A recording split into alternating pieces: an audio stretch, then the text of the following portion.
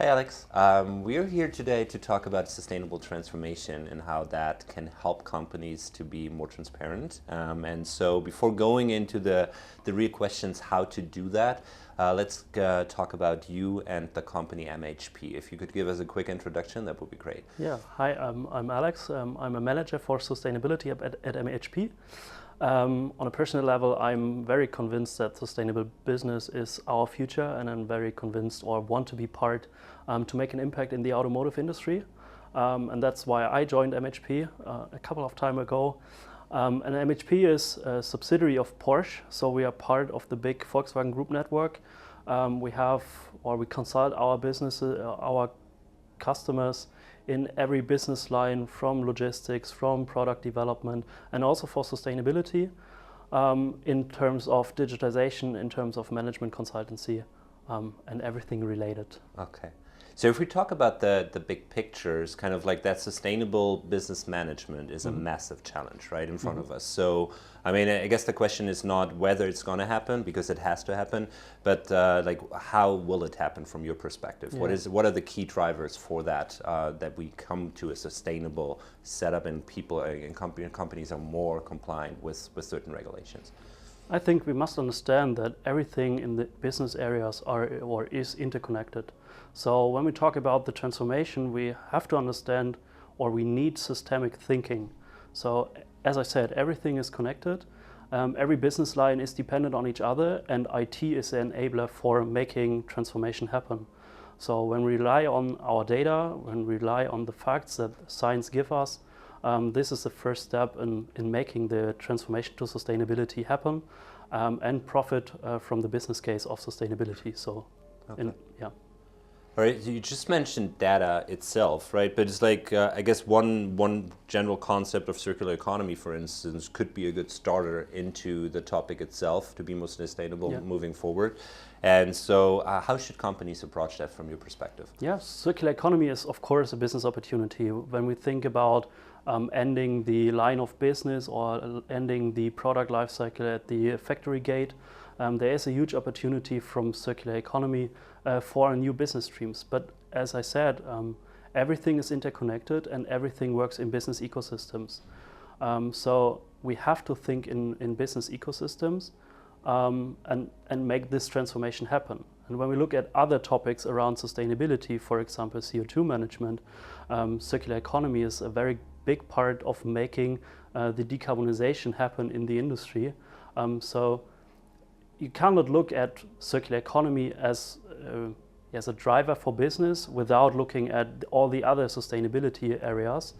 And one of my favorite things that I talk to our customers is when it comes to sustainability, it's not standing alone. Sustainability is an integral part of everything customers or businesses are doing, and we have to understand that this is our baseline for making this transformation happen.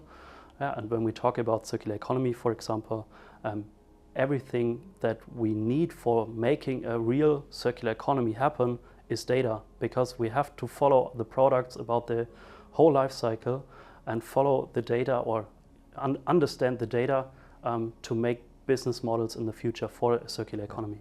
I mean, you're just mentioning a really good point there. So data has come up before, and data is, I guess, a crucial aspect in order to start that journey. So without data, nobody can basically get the transparency needed in order to change something. So what would be your kind of recommendation to start that journey, and like from a data perspective, and what are you currently seeing in companies you're consulting in that regard? Maybe we start from a business perspective, but so what I see when we're talking about sustainability strategies is everyone makes a huge effort to find the right sustainability targets for their company. But when we trust on data and we trust on science, the goals, like the 1.5 degree target, is very clear, and we have to align with those targets. When we look at how to make 1.5 degree, for example, happen, or circular economy business models, then we come to the data points in the company. We have to understand our business processes, we have to understand our capabilities, and we have to build data models that we align everything that is running in the company at the moment to one sustainable to one sustainable data model, let's say. And this data model is the basis for every transformation aspect in terms of sustainability in the future. Okay, but that's closely interconnected to the value chains as well, right? Upstream, downstream, and kind of like, what is your perspective on the value chain in general? I mean, we are looking at a company, they're trying to tackle a certain area, but it's like it's super interconnected with the up and downstream value chain, correct? Yeah, correct, totally correct. And as I said, when we talk about systemic thinking, the first thing you have to understand is your business operations doesn't end at the factory gate. So we have to look at our upstream value chain and our downstream value chain. And to reach a sustainable value chain, it's very crucial to collaborate with everyone who is part of your individual value chain, upstream and downstream. Okay. So collaboration and data exchange are very crucial for building a sustainable value chain. So if we're currently looking at the landscape of regulations, some companies do have the requirement to comply with certain regulations, right? But others are just doing that out of intrinsic motivation in order to get more transparency into their business. So what is your perspective on that overall trend? Because a lot of companies are still hesitant to go that route and using that data and the insights in order to improve their business operations. Yeah, I would say sustainability compliance or sustainability regulation is, yes, of course, it's a reporting requirement. But when we talk about risk management, one example is the business report or the global risk report that comes from the World Economic Forum 2 weeks ago, I think. 4 of the 10 huge business risks are related to environmental risks.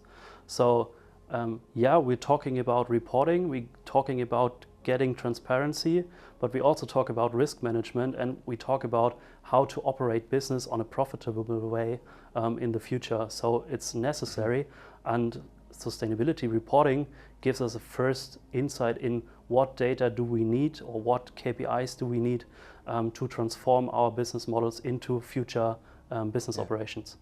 So in order to keep that operation lean, so to say, what is your perspective on software in order to achieve the goal of transparency with these types of topics? When I look into our customers or in our customer operations, most of them are using Excel as this tool that manage all the requirements. But when we talk about systemic thinking, talk about business in the future, and talk about sustainability regulation with all the data points, we have an estimation that roughly 7,000 data points are needed to fulfill all the sustainability regulations. It's a huge complexity that companies are facing in terms of sustainability regulation and compliance. And when we want to manage all this complexity with just one Excel file, it's not possible. So software is a crucial part to make or to gain efficiency in reporting requirements, in making processes from the business operations future-oriented.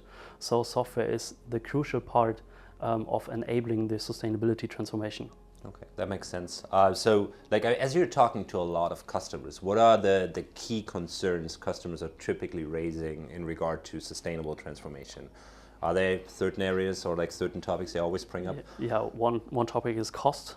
Everybody says transformation to sustainability is or need a lot of money to invest, but the investment is the right topic. You invest in your future to align to your company. And as I said, sometimes sustainability is a standalone solution or is thought of a standalone solution in the company, but it's integrated in every business department in the company. So when we're talking about what is the huge effort or the huge amount of what companies are doing is start with data points, and then you have the right way of investments in your future to make your business future ready and profitable in the future. Okay. So it's not about only costs. Yes, it's a huge effort in the first step, but yeah. So you already mentioned data as a good starting point. My my next question actually would be kind of like, what are the top 3 advices for the ESG peers community? What has to happen in order to be successful in that space, or like trigger that transformation? I would say don't waste time to make strategic alignments or set strategic goals, because, as I said, when we're looking at the science, the 1.5 degree target is one of the most relevant that our world is facing. So this is the strategic goal you have to face, and it's more or less do your homework in data, getting transparency about your data. And trust the data, trust the science, and then align or realign your business processes based on this data you have. And that is your strategic goal to reach, taking into account all the necessary things that science is telling us, like the 1.5 degree target. Well, that makes sense.